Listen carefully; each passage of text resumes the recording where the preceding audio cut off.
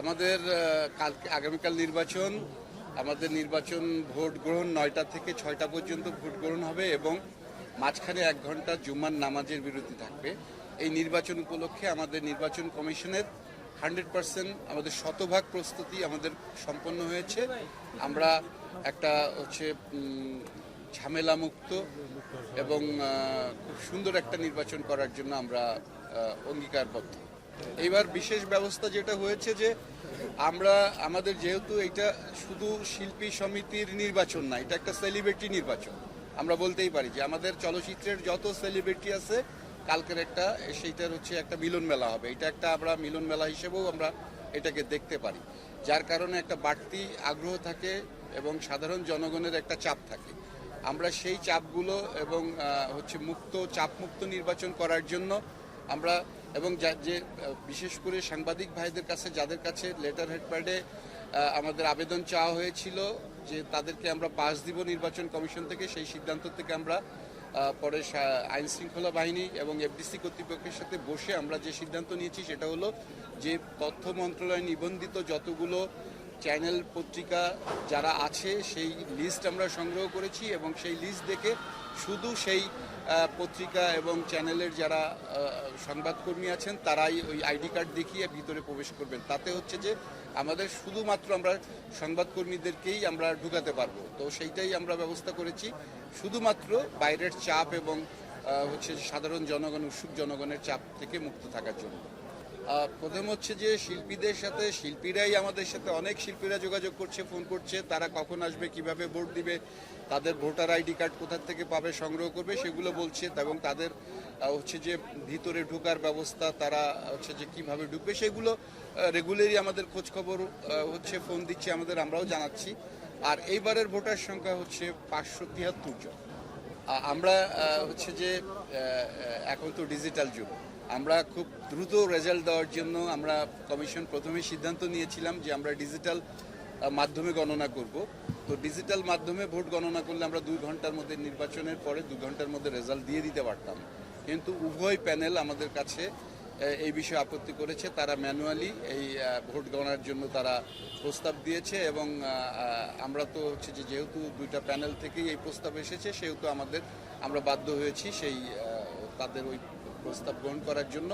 তো আমরা চেষ্টা করব যে যত দ্রুত, যদিও ম্যানুয়াল একটি করে ব্যালট শিট গুনতে হবে, তো যত দ্রুত পারি আমরা তত তত তাড়াতাড়ি আমরা যে রেজাল্ট দেওয়ার চেষ্টা করব। এবার ভোটার সংখ্যাও কিন্তু অনেক বেশি, 573, এবং সেইটা যে ভোর তো অবশ্যই হবে এবং সেইটা আমরা চেষ্টা করব যে ভোরের মধ্যে দিতে পারলেও আমরা হ্যাপি, কিন্তু সেটা যেন দুপুর না গড়িয়ে যায় সেটাই আমরা চেষ্টা করব। আপনারা সংবাদ সংগ্রহ করছেন, আপনারা রিপোর্ট করছেন, আপনাদের ক্যামেরায় সবাই ধরা পড়ছে। আমরা তো অফিসে বসে কাজ করি, আমরা জানি না কোন শিল্পী কারা আসছেন কারা যাচ্ছেন, আমাদের আসলে ওই দিকে এটা আমরা নজর দিতে পারি নাই, বাট আপনাদের ক্যামেরায় ধরা পড়ছে।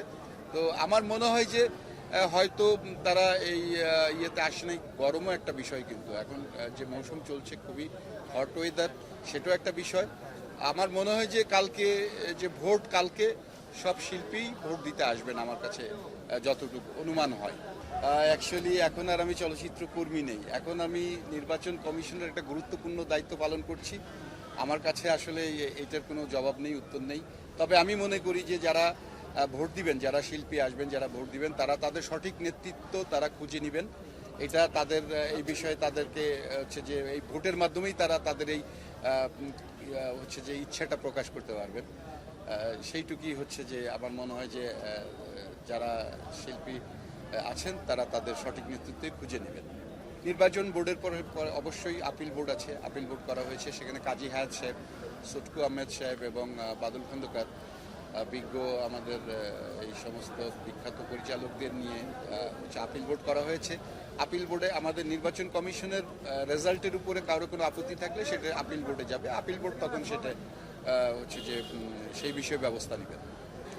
অহেতুক এই যে মোবাইল হাতে করে এনে সবাই ওই কন্টেন্ট বানাবে, করবে, সেগুলোর ঝামেলা থেকে মুক্ত থাকার জন্য এবং যারা যে এই মোবাইল দিয়ে কাজ করবে, এই শিল্পীদের ডিস্টার্ব করবে, তাদের জন্য আমরা যে একটা টিম করেছি, ইয়াদের আমাদের আইন শৃঙ্খলা বাহিনী থাকবে। মোবাইল দিয়ে কেউ কোনো ভিডিও করলে সাথে সাথেই তাকে আমাদের এইখান থেকে বের করে দেওয়া হবে, সেরকমও একটা ব্যবস্থা নেওয়া হয়েছে। আর হচ্ছে যে যেটা বললেন যে অনেক বেশি সংবাদকর্মী ঢুকে, যার জন্য হচ্ছে যে যারা প্রকৃতই সংবাদকর্মী এবং যাদের হচ্ছে যে পরিচয় আছে, যারা এনলিস্টেড, তাদেরকেই আমরা ঢুকাবো, তার বাইরে আমরা আসলে ঢুকাবো না। এইটা হচ্ছে পরিবেশ, শান্তিপূর্ণ পরিবেশ বজায় রাখার জন্য। প্রথম কথা হচ্ছে যে আমরা এই যে যারা আগেই বলেছি যে এই ইউটিউবার বা যারা পকেটে করে মানে মোবাইল সাংবাদিকতা করে, যারা পকেটে করে নিয়ে এসে মোবাইল নিয়ে এসে কন্টেন্ট বানায়, তাদেরকেই তো আমরা হচ্ছে যে এইটা চেক দেওয়ার জন্যই আমাদের এই ব্যবস্থাটা নেওয়া হয়েছে। তা নাহলে প্রতিবারই নির্বাচন কমিশন থেকে পাশ দেওয়া হতো সাংবাদিকদের, কিন্তু এবার আমরা সেটা করিনি। আমরা এটা চেক করে করে ঢোকানোর জন্য আইন শৃঙ্খলা বাহিনীর হাতে আমরা এটা ছেড়ে দিয়েছি এবং এফডিসি কর্তৃপক্ষের হাতে। আর হচ্ছে যে আরেকটি প্রশ্ন ছিল,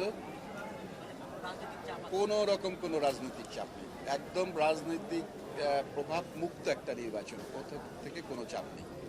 আর এটা হচ্ছে আইন শৃঙ্খলা বাহিনী তো হচ্ছে সবাইকে যাচাই করেই ভিতরে দিচ্ছে। এখন কোনো চ্যানেল বা কোনো হচ্ছে এন্টারটেইনমেন্ট যে পত্রিকা আছে, সেই পত্রিকাগুলোর যে যারা আসবেন তারা তো হচ্ছে যে সেখানে তাদের লিস্টই থাকবে। তো সেই ক্ষেত্রে তারা যদি তাদের ক্যামেরার অভাব থাকে বা ক্যামেরা থেকে যদি মোবাইলের মাধ্যমে তারা যদি সেটা স্বাচ্ছন্দ্য বোধ করে, তাহলে তারা সেটা করবে, কারণ আমরা তো যাচাই করেই আমরা ভিতরে ঢুকাচ্ছি।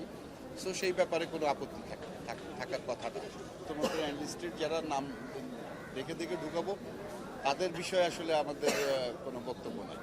আমি এই নির্বাচনের পরেই হচ্ছে যে আমাদের 1 মাস পরেই ঠিক আগস্টের 8 তারিখে বাংলাদেশ চলচ্চিত্র প্রযোজক পরিবেশক সমিতি নির্বাচন। সেই নির্বাচনে আমি নিজেও একজন প্রার্থী, আমি সভাপতি পদে হচ্ছে প্রতিদ্বন্দ্বিতা করব এবং সেই হিসাবে আমরা প্রার্থীতে আমি নির্বাচন বোর্ডে জমা দিয়েছি। নির্বাচন কমিশন আসলে এই যে প্রস্তাব পেল সেটা আমরা দেখব, এটা বিবেচনা করে দেখব। আমরা এখনই বলতে পারছি না। খেলা দেখার ব্যবস্থা যদি আমাদের সম্ভব হয় আমরা আপনাদের জন্য এই ব্যবস্থা করব। শিল্পীদের জন্য আমাদের এই যে সাউনি করা হয়েছে এবং সিনিয়র শিল্পীদের জন্য, তাদের জন্য আমাদের এই যে শিল্পী সমিতির যে অফিস, এসি অফিস, শীততাপ নিয়ন্ত্রিত, এই অফিসটা আমরা এই জন্যই ছেড়ে দিয়েছি। আমরা শুধু একটা অংশ রেখে বাকিটা ছেড়ে দিয়েছি ওনাদের জন্য। ওনারা সেখানে বসবেন এবং সেখানে তারা হচ্ছে যে রেস্ট নেবেন। আর আমরা চলে গেছি নির্বাচনটা নিয়ে, আমরা 1 নম্বর ফ্লোরে চলে গেছি। সো তাদের জন্য ব্যবস্থা করা আছে। ধন্যবাদ সবাইকে, ধন্যবাদ।